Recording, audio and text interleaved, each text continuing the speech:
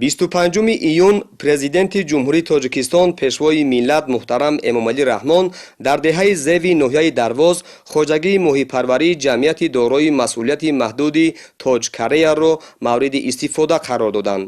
ҳавзҳои калони хоҷагӣ ҳоло наздики 100 000 моҳӣ дорад. озмоишгоҳи хоҷагӣ бо навтарин таҷҳизоту технологияи истеҳсоли ҷумҳурии Корея таъмин буда, раванди тухмонӣ ва вазнгирии моҳичаҳо тавассути 30 ҳавзи даврашакл идора мешавад. муддати тухмонӣ дар озмоишгоҳ аз 20 то 40 рӯз ва вазнгирии моҳӣ то 80 рӯзро дар бар мегирад. яъне дар давоми қариб 3 моҳ моҳичаҳо аз 60 то 150 грамм вазн гирифта ба ҳавзҳои калон интиқол дода мешаванд. тибқи нақша оянда бо ворид шудани технологияи муосир дар шафати озмоишгоҳ моҳиҳои навъи салмон ва кохо дар шакли нав коркарду бандубаст шуда ба фурӯш бароварда мешаванд. президенти кишвар муҳтарам Эмомалӣ Раҳмон аснои шиносоӣ бо шароити озмоишгоҳ ба ташаббуси муассисон барои ташкили чунин иншооти замонавӣ баҳои баланд дода таъкид доштанд ки бо истифода аз имкониятҳои мавҷуда ҳаҷми истеҳсоли ин намуди моҳиҳоро зиёд намуда дар таъмини амнияти озуқавории кишвар саҳм гузоранд. мо ба истеҳсоли моҳии ласос шурӯъ кардем. 2 сол пеш тухми ласосро аз Канада, аз Норвегия овардем. аллакай моҳиҳои мо аз 60 грамм то 1,5 кило шудагӣ аст. ба иқлими худамон ба обҳои худамон мутобиқ шудааст. ҳозир мо давраи истеҳсоли атлантически ласосро яъне Salmon Kingро ба 3 давра тақсим кардаем.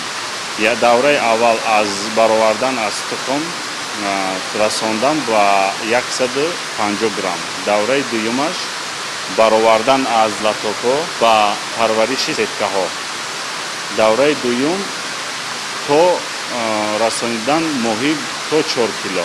ҳозир мо дар ҷамъият 300 000 моҳӣ дорем.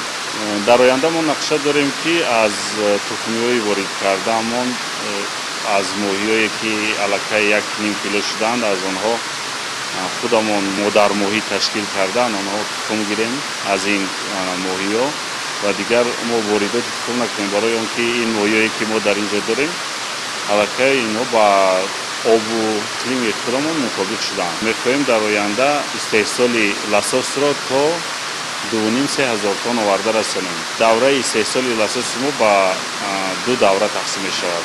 давраи аввал омадан то 700 тонн, давраи дуюм то ба 2,5 тонн. мо нақша дорем ки моҳии ласосро барои экспорт, барои бозори дохила то ба 4 кило оварда расонем. бо технологияи муосир мешавад ки дар минтақаҳое ки оби хунук доранд, яъне оби чашмаҳо, обҳои ҷории хунук агар бошад, мешавад амин ласосро парвариш кардан. технологияи нави муосир ба мо имконият медиҳад ки талафоти моҳӣ хеле кам шавад ва истеҳсолот зиёд шавад. иттилоъ дода шуд ки масоҳати умумии замини хоҷагӣ бо озмоишгоҳ зиёда аз 3 гектарро ташкил дода, иқтидори лоиҳавии он дар марҳилаи аввал истеҳсоли 200 тонна гӯшти моҳӣ дар 1 сол мебошад. дар марҳилаҳои баъдӣ шумораи коргарон ки ҳоло 20 нафарро ташкил медиҳад ба зиёда аз 100 нафар ва ҳаҷми истеҳсоли гӯшти моҳӣ солона ба 2500 тонна расонида мешавад. ҳавзҳои моҳипарварии хоҷагии тозабунёд аз ҷиҳати сохт ва технологияи парвариш аз дигар ҳавзҳои моҳипарварии ҷумҳурӣ фарқ дошта дар Тоҷикистон таҷрибаи нав аст. имрӯз дар деҳаи зев хоҷагии моҳипарварӣ кушода шуд. мо соҳиби ҷои кор шудем. миннатдории худро ба асосгузори сулҳу ваҳдати миллӣ мерасонем ки ба соҳибкорро чунин имкониятҳо дод. мо сокинон соҳиби кор шудем ва оянда кӯшиш мекунем ки саҳми худро дар рушди соҳа гузорем. зимни шиносоӣ ба пешвои миллат муҳтарам Эмомалӣ Раҳмон иттилоъ доданд ки хоҷагӣ бо ҷалби сармояи Корея ва Олмон таъсис ёфтааст ва дар он 2 намуди моҳӣ салмон ва кохо парвариш меёбад.